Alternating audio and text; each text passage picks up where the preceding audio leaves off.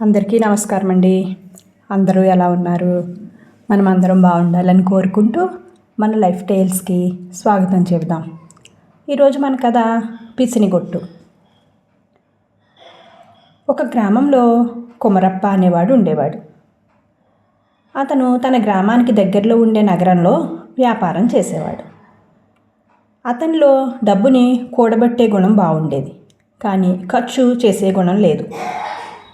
అతను పెళ్లి చేసుకున్నాక నగరంలోనే కాపురం పెడదామా అని అనుకున్నాడు.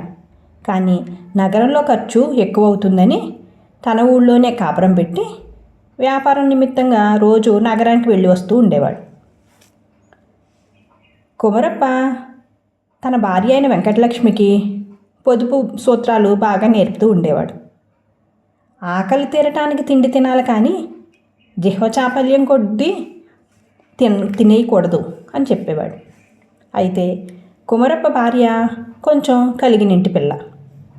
ఆమె తన పుట్టింట అన్ని రకాల రుచులు ఎరిగిన మనిషి.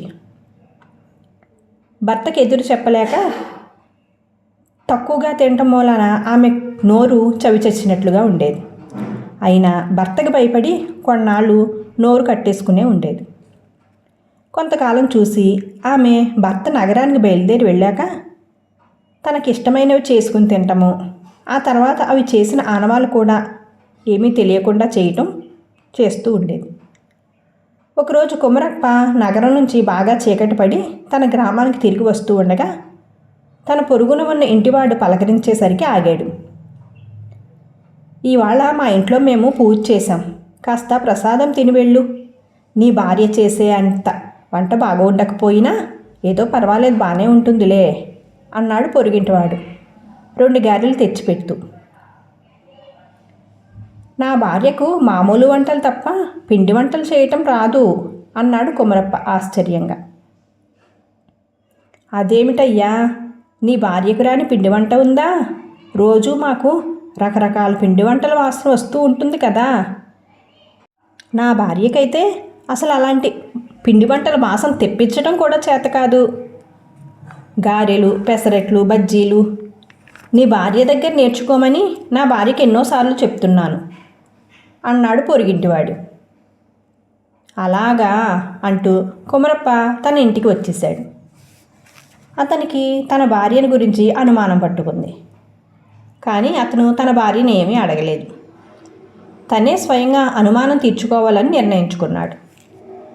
అందుచేత మరుసటి రోజు అతను నగరానికి బయలుదేరి కొంత దూరం వెళ్ళి మళ్ళీ తిరిగి వచ్చి దొడ్డిదారిన లోపలికి ప్రవేశించి చప్పుడు చేయకుండా ఒక చీకటిగా ఉన్న మూలను దాక్కుని ఉన్నాడు. ఆ రోజు వెంకటలక్ష్మి పెసరపప్పు వేయించి పాయసం చేసింది. కొంచెం బియ్యం నానబోసి రుబ్బి బెల్లము, కొబ్బరి, యాలకులు చేర్చి అప్పం చేసింది. వీధిన చెరుగ్గడలు అమ్ముతూ ఉంటే ఒక చెరుగ్గడ కొంది. అప్పాలు తిని పాయసం తాగి చెరుగ్గడ తరిగి ముక్కలు చేసి అన్నీ తినేసింది. తర్వాత పిప్పి అంతా జాగ్రత్తగా పోగు చేసి దూరంగా పాడేసి వచ్చి గిన్నెలు, రోలు శుభ్రంగా కడిగి తాను పిండి వంటలు తిన్న ఆనమాలు ఏమాత్రం లేకుండా చేసింది. వెంకటలక్ష్మి ఈ పనుల్లో మునిగిపోయి ఉండగా కుమరప్ప జాయిగా బయటకు జారుకుని తన కాలికి ఒక గుడ్డ కట్టుకుని కుంటుకుంటూ ఇంటికొచ్చాడు. భర్తను చూడగానే వెంకటలక్ష్మి ఆదుర్దాగా కాలికి ఏమైందండి అని అడిగింది. ఏం కావాలి, పాము కరిచింది అన్నాడు కుమరప్ప. పాము కరిచిందా? పెద్ద పామే అంది భార్య. పెద్దదే, నువ్వు తిన్న చెరుకు గడంత పెద్దది. నువ్వు తిన్న అప్పంలాగా కాలు పొంగిపోయింది. నువ్వు తాగిన పాయసంలాగా నా నోట్లోంచి నొరగలు వచ్చేశాయి అన్నాడు కుమరప్ప. వెంకటలక్ష్మి తన రహస్యం బయటపడిందని చాలా భయపడింది.